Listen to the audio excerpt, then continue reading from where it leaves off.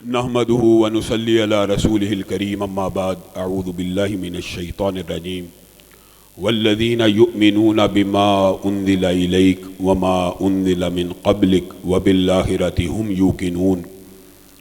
معزز سامعین گرامی قدر، سب سے پہلے میں MSO کا، ارسلان کیانی صاحب کا، عمیر مکی صاحب کا، فاروق معاویہ بھائی کا اور اپنے برادر عزیز دل کے قریب محسن عباسی صاحب کا شکر گزار ہوں کہ انہوں نے آپ سے ہم کلام ہونے کا موقع عنایت فرمایا۔ معزز سامعین گرامی قدر، آج کی بزم کا جو عنوان ہے شعور ختم نبوت، بڑا دکھ ہوتا ہے، بڑا افسوس ہوتا ہے کہ آج کی نوجوان نسل کو ہمیں ختم نبوت کے حوالے سے دلائل دینے پڑتے ہیں۔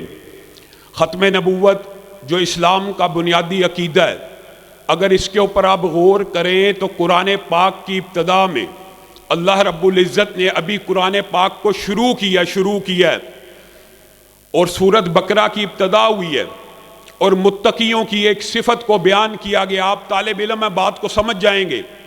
متقیوں کی صفات کو بیان کرتے کرتے اللہ رب العزت ارشاد فرماتے ہیں والذین یؤمنون بما انزل الیک وما انزل من قبلک وما انزل من۔ متقیوں کی ایک صفت ہے کہ وہ ایمان لے کے آتے ہیں اس قرآن کے اوپر جو آپ کے اوپر نازل ہوا، اس وحی کے اوپر جو آپ کے اوپر نازل ہوئی، اور جو وحی اس سے۔ مجھے بتائیے، اللہ رب العزت نے من قبلک کا ذکر تو کیا ہے، قرآن پاک کے پورے اسلوب میں من بعدک کا ذکر کہیں پہ موجود ہے؟ اگر وحی آنے کی گنجائش ہوتی، جو اتنی عظیم بات ہے، من بعدک کا ذکر بھی ہوتا، لیکن یہاں پہ اللہ رب العزت نے سمجھانے کی انتہا کر دی۔ والذین یؤمنون بما انزل الیک وما انزل من قبلک کے بعد کیا کہا؟ وبالآخرۃ ہم۔ اندازہ کیجئے کتنی عام فہم بات ہے۔ متقیوں کی صفت یہ ہے جو آپ کے اوپر نازل ہونے والی وحی کے اوپر ایمان لے کے آتے ہیں اور آپ سے بعد آنے والی وحی کا ذکر کیے بغیر کیا کہا؟ آپ سے پہلے آنے والی وحی کے اوپر ایمان لاتے ہیں اور اس کے بعد ان کا عقیدہ یہ ہے وَبِالْآخِرَةِ هُمْ يُوقِنُونَ۔ قیامت تو آ سکتی ہے، رسول اللہ کے بعد کوئی نبی نہیں آ سکتا۔ آپ ایمانداری سے بتلائیے، جہاں کہیں کسی نبی کا قرآن پاک میں تذکرہ آیا وَمُبَشِّرًا بِرَسُولٍ يَأْتِي مِن بَعْدِ اسْمُهُ احمد، حضرت عیسیٰ کے بارے میں بھی بات آئی تو کیا کہا؟ ان کے بعد اگر نبی آنے کی گنجائش تھی تو اس کا ذکر قرآن میں آیا۔ نوح کے بعد آیا، آدم کی ذریت میں آیا، ابراہیم کی دعائیں، موضوع طویل ہے، بات کو صرف اشارہ کرتا ہوں، طالب علم بیٹھے میں، جہاں جہاں بھی بعد میں نبوت آنے کی گنجائش موجود تھی وہاں پہ ذکر ہو گیا۔ جہاں پہ نبوت کا دروازہ بند ہو گیا تو اللہ رب العزت نے بھی انتہا کر دی۔ لیکن غلط اشکال، غلط مغالطے، پراپوگنڈے کا دور ہے۔ ما کان محمد ابا احد من رجالکم ولکن رسول اللہ وخاتم۔ مجھے ایک بات بتلائیے، اس آیت کے بعد تو کوئی اشکال باقی رہنا نہیں تھا، لیکن یہاں پہ ہمارے بر صغیر کی ایک بدقسمتی ہے۔ ایک ایسا شخص پیدا ہوا، اس نے کہا وَلَٰكِن رسول اللہ و خاتم النبیین سے مراد یہ ہے، اور خاتم النبیین سے رسول اللہ نے جو مراد لی وہ کیا ہے؟ انا خاتم النبیین لا نبی، میرے بعد نبی کوئی نہیں آئے گا۔ مرزا غلام احمد قادیانی نے کہا یہاں پہ خاتم النبیین سے مراد یہ ہے ایسا نبی جو نبیوں کی مہر تراشتا ہے، یعنی خاتم النبیین سے مراد یہ ہے کہ ایسا نبی جو جس شخص کے اوپر مہر لگا دے وہ بھی نبی بن جاتا ہے۔ وہ بھی ایک ترجمہ غلام احمد قادیانی نے کیا کہ نبی تراش مہر ہے رسول اللہ صلی اللہ علیہ وسلم، نبی تراش مہر۔ آج آپ نے صرف ایک یہ دلیل قادیانیوں کے لیے یاد کرنی ہے، اور آپ طالب علم ہیں، آپ یاد کر سکتے ہیں۔ اللہ کے فضل و کرم سے قیامت تو آ سکتی ہے، وہ اس دلیل کا جواب نہیں دے سکتے۔ وہ دلیل کیا ہے؟ خاتم النبیین۔ اور قرآن پاک میں جب خاتم النبیین کا لفظ آیا، یہاں پہ نبی واحد ہے تثنیہ ہے کہ جمع ہے؟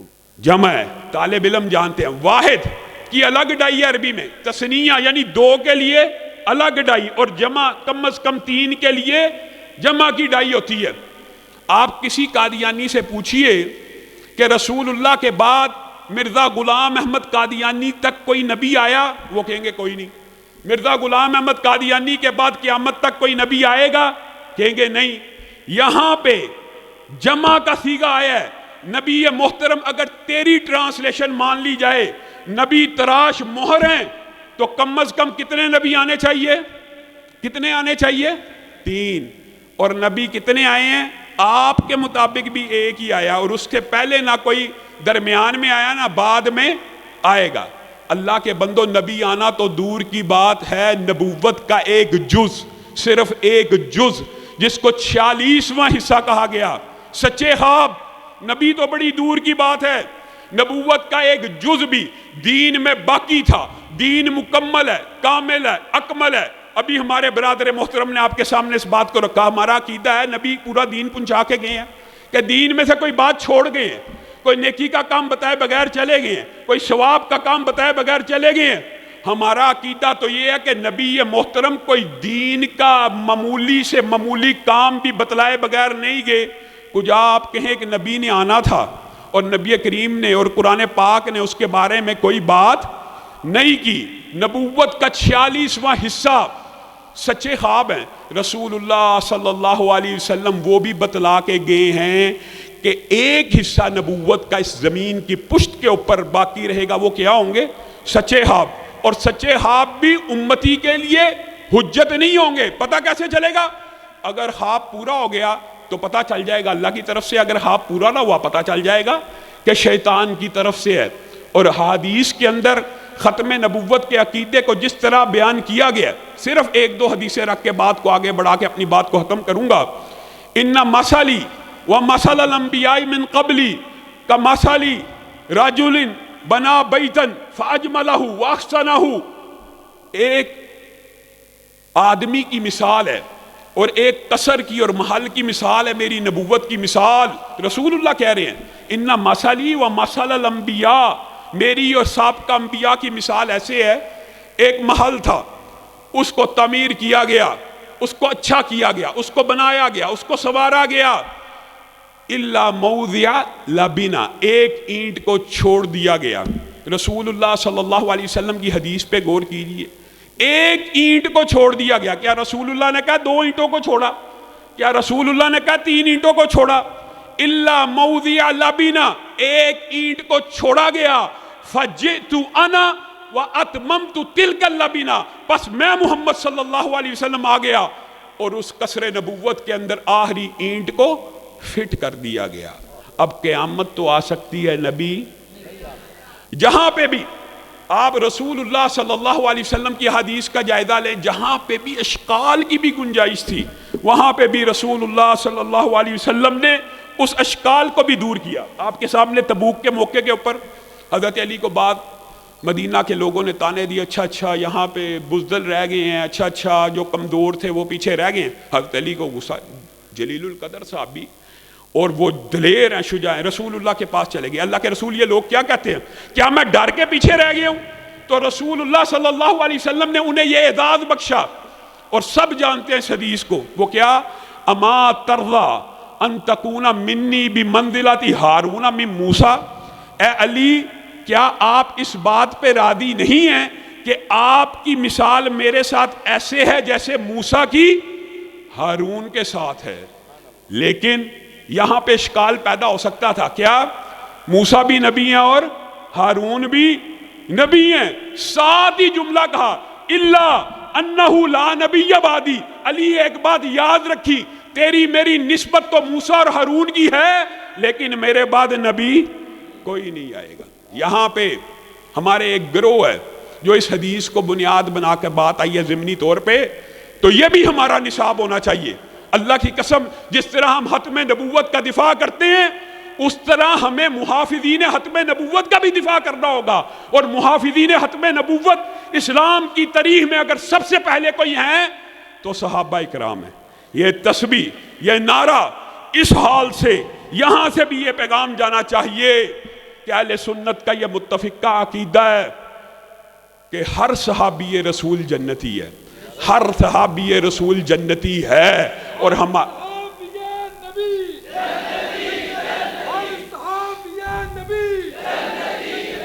بلکہ ہمارا نعرہ اسی کو آگے بڑھائیے تو یہ گونج ہونی چاہیے کہ رسول اللہ صلی اللہ علیہ وسلم کے سامنے سینہ تاننے والے کون ہیں؟ صحابہ ہیں۔ احد و بدر میں لڑنے والے کون ہیں؟ غار کے ساتھی کون ہیں؟ مدار کے ساتھی کون ہیں؟ تو پھر یہ گونج ہونی چاہیے صحابہ صحابہ صحابہ صحابہ صحابہ صحابہ۔ یہ محافظین ختم نبوت ہیں۔ جس طرح ختم نبوت کا دفاع آپ کا اور میرا عقیدہ ہے، اسی طرح یہ بھی ہمارا عقیدہ ہے کہ محافظین ختم نبوت کے اوپر بھی اگر کوئی آنچ آئے گی ہم اس کو بھی گوارا نہیں کریں گے۔ صرف آخر میں چند باتیں دکھ کی ہیں، افسوس کی ہیں۔ جن لوگوں نے رسول اللہ کے بعد نبوت کا دعویٰ کیا، کسی مولوی نے انہیں دجال اور کذاب کہہ کے رسول اللہ نے کہا، یہ آپ بڑی سخت باتیں کرتے ہیں۔ میں یونیورسٹیوں میں جاتا ہوں کئی دفعہ لیکچر دینے، علامہ صاحب قادیانیوں کے بارے میں آپ کا موقف بڑا سخت ہے، آپ دجال کہتے ہیں، آپ انہیں کذاب کہتے ہیں، آپ انہیں خبیث کہتے ہیں۔ میں کہتا ہوں اللہ کے بندے یہ کسی مولوی کا فتویٰ نہیں ہے، رسول اللہ صلی اللہ علیہ وسلم رحمت للعالمین ہیں اور سب سے نرم مزاج ہیں اور سب سے نرم گفتار ہیں۔ انہوں نے کہا میرے بعد جو بھی آ کے نبوت کا دعویٰ کرے گا وہ دجال تو ہو سکتا ہے، کذاب تو ہو سکتا ہے، نبی۔ یہ رسول اللہ نے کہا کہ ہم نے کہا۔ اور دکھ کی بات یہ ہے ہمارے خطے کے نصیب میں ایسا بدبخت آیا جنہوں نے بھی اس سے پہلے نبوت کا دعویٰ کیا وہ ایول جینیس تھے، بڑے انٹلیکچول تھے، بڑے ذہین تھے۔ یہ ایک طویل بات ہو جائے گی، میں بات کو مختصر کرتا ہوں، صرف چند باتیں کہہ گئے۔ ایک شخص تھا، اس نے اپنا نام لا مشہور کر دیا، لا، اور اس نے کہا راوی سے غلطی ہوئی ہے، لا نبی بعدی کی جو حدیث ہے وہ مبتدا خبر تھا، لا نبی بعدی تھا، یعنی لا نامی نبی ہوگا میرے بعد، لا نبی بعدی، اس کے منہ سے غلطی ہوئی تلفظ کی، اصل میں کیا تھا لا نبی بعدی، کہ میرے بعد لا نبی ہوگا۔ ایک شخص اٹھا، اس نے کہا قرآن پاک میں آیا کہ نوح کو 950 برس دنیا پہ رہے اور جو 50 برس کم ہوئے میرا نام نوح ہے، وہ 50 برس میں پورے کرنے آ گیا ہوں۔ ایک عورت اٹھی، اس نے کہا حدیث میں یہ تو آتا ہے لا نبی بعدی، لیکن حدیث میں یہ تو نہیں آتا لا نبیۃ بعدی، تو نبیہ آ سکتی ہے، نبی نہیں آئے گا۔ مطلب ایول جینیس تھے، لوگوں کو مغالطہ ڈالتے تھے۔ لیکن ہماری قسمت کیسی ہے کہ مرزا غلام احمد قادیانی، اور بد نصیبی کی بات ہے، ایسا انٹلیکچول ہے، اپنے بارے میں خود لکھتا ہے، میں نے اپنی کتاب قادیانیت میں یہ سارے حوالے لکھے ہیں، صرف اشارہ کر کے اپنی بات کو ختم کروں گا۔ کہتا ہے میں بچپن میں ایک جیب میں مٹی کا ڈھیلا ڈالا کرتا تھا استنجے کے لیے، اور دوسری جیب میں گڑ کا ڈھیلا ڈال لیا کرتا تھا۔ کئی مرتبہ ایسا ہوتا تھا گڑ سے استنجا کرتا تھا، اور کئی مرتبہ ہوتا تھا مٹی سے استنجا کرتا تھا، اور مجھے پتہ نہیں تھا لگتا، مٹی کا ڈھیلا منہ میں ڈال لیا کرتا تھا اور گڑ کے ڈھیلے سے استنجا کر لیا کرتا تھا، جس سے استنجا کرتا تھا اسی کو چوس لیا کرتا تھا۔ یہ انٹلیکچول ہے۔ اور دکھ کی بات یہ ہے مسلمانوں کے بارے میں لوگ کہتے ہیں سخت باتیں کرتے، آپ کے بارے میں، میرے بارے میں اس کا عقیدہ کیا ہے کہ جو میری نبوت کے اوپر ایمان نہیں لایا وہ کافر ہے۔ اور اگر بات تلخ نہ ہو جائے، اس نے کہا اللہ معاف کرے، کنجریوں اور طوائفوں کی اولاد ہیں جنہوں نے میری نبوت کا انکار کیا، آپ بتائیں یہ کسی نبی کی زبان ہو سکتی ہے کہ نبوت کا انکار میں کر رہا ہوں، نبوت کا انکار آپ کر رہے ہیں، اس میں ماؤں کا کیا قصور ہے؟ کہتا ہے طوائفوں کی اولاد ہے جنہوں نے میری نبوت کا انکار کیا، یہ اس طرح کی زبان ہو سکتی ہے؟ اور پھر دکھ ہوتا ہے، میں اہل تشیع سے بھی یہ بات کہنا چاہتا ہوں، آپ اہل بیت کا موقف اٹھاتے ہیں، ہمارا تو یہ عقیدہ جو اہل بیت کی توہین کرے چاہے اس کی بھی زبان کو کاٹ ڈالا جائے، ہمیں کوئی اعتراض نہیں، ہم نے کرنی نہیں ہے۔ لیکن یہاں پہ مرزا غلام احمد قادیانی ہے، وہ کہتا ہے تم مردہ علی کے پیچھے بیٹھے ہو، تمہارے اندر زندہ علی موجود ہے، جو کہتا ہے حسن و حسین جیسے 40 میرے گریبان میں ہیں۔ کہاں ہے شیعہ جو بدبخت بکواس کرتے ہوئے کہتا ہے ماں فاطمہ نے، یہ بات کہتے ہوئے دل لرزتا ہے۔ اور اگر اشتعال دلانا مقصود ہو ہم اشتعال دلا سکتے ہیں، لیکن حوالہ بیان کر رہا ہوں، آپ کو پتہ ہونا چاہیے عقیدہ کیا۔ ماں فاطمہ میرے سامنے برہنہ ہو گئی، اور انہوں نے مجھے ہر چیز دکھا دی. یہ مرزا کا عقیدہ ہے. اور یہ تو اہل بیت کے بارے میں، صحابہ کے بارے میں کہتا ہے ابو بکر و عمر میری جوتی کے تسمے کو باندھنے کے قابل نہیں تھے. انا للہ و انا الیہ. اور پھر نبیوں پہ کہتا ہے وہ عیسیٰ جو تھے وہ شراب نوش تھے اور حرام خور تھے. اور حضرت محمد رسول اللہ صلی اللہ علیہ وسلم جن کے اوپر ہماری جانیں قربان ہو جائیں، ان کے بارے میں ان کا عقیدہ کیا ہے؟ ان کا عقیدہ کیا ہے؟ پہلے ذلی، بروزی، تشریعی، غیر تشریعی کی بحث سے بڑھتا بڑھتا مہدی، مجدد، نبی، پھر کہتا میں رسول اللہ صلی اللہ علیہ وسلم کے بالکل برابر آ گیا. اور عقیدہ یہ اپنایا محمد، معاذ اللہ، محمد پھر اتر آئے ہیں ہم میں اور پہلے سے بڑھ کے ہیں اپنی شان میں. محمد جس نے دیکھنے ہو اکمل، غلام احمد کو دیکھے قادیان میں. لعنت ہے ایسے عقیدے کے اوپر. کیا ہم یہ مان لیں؟ یاد رکھیے دفاع پاکستان تب ہی ممکن ہے جب پاکستان کے آئین کو اور پاکستان کے لا کو اور دستور کو ہم سب سے اوپر جگہ دیں. اور ہمارے آئین اور دستور میں ان کو کافر قرار دیا گیا ہے.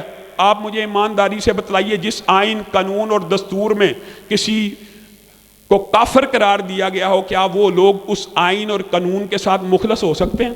اللہ کی قسم قادیانی صرف اسلام کے دشمن نہیں ہے، پاکستان کے بھی دشمن ہے. کاش کے اداروں کو یہ بات سمجھ آ جائے کہ وہ صرف پاکستان کے دشمن بھی ہیں اور اسلام کے دشمن بھی ہیں.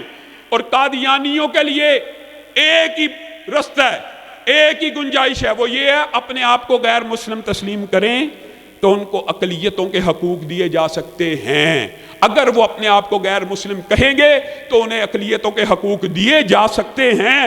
لیکن اگر وہ کہیں گے ہم مسلمان ہیں، مرزا غلام احمد قادیانی کی بیویاں امہات المومنین ہیں اور مرزا غلام احمد قادیانی کے ساتھی اصحاب رسول ہیں اور ان کے جانشین خلفائے راشدین ہیں، تو اللہ کے فضل و کرم سے ابھی ہم جیسے علامہ احسان الہی ظہیر کے بیٹے اور آپ جیسے روحانی فرزند زندہ ہیں جو ان کا محاسبہ کرتے رہیں گے، ان کو گریبانوں سے پکڑتے رہیں گے. قاضی فائز عیسیٰ کے بارے میں یہی بات کہنا چاہتا ہوں، ادھر آ ہنر مند، ہنر آزمائیں، تو تیر آزما، ہم جگر آزمائیں. ہم نے اللہ کے فضل و کرم سے قانون کی ڈگریاں پروفیشن کو اختیار کرنے کے لیے حاصل نہیں کی، آپ جیسے ججوں کا مغالطہ دور کرنے کے لیے حاصل کی ہیں کہ آپ لوگوں کو گمراہ نہ کر سکے کہ مولویوں کو جی انگلش نہیں آتی، ان کو پتہ نہیں لگا میں نے کیا فیصلہ کیا ہے. اللہ کے فضل و کرم سے مولانا فضل الرحمان نے، مولانا اللہ وسایا نے، جمعیت اہل حدیث پاکستان نے پاکستان کے طول و عرض میں مبارک ثانی کیس میں اور ایم ایس او نے اپنا ایک متحرک کردار ادا کر کے ثابت کر دیا کہ ایک دفعہ نہیں 1000 مرتبہ بھی ختم نبوت کے اوپر شبہون مارا جائے گا تو مسلمان 1000 مرتبہ اس کا مقابلہ کرنے کے لیے تیار ہے انشاءاللہ. سبحان ربک رب العزت عما یصفون وسلام علی المرسلین والحمد للہ رب العالمین.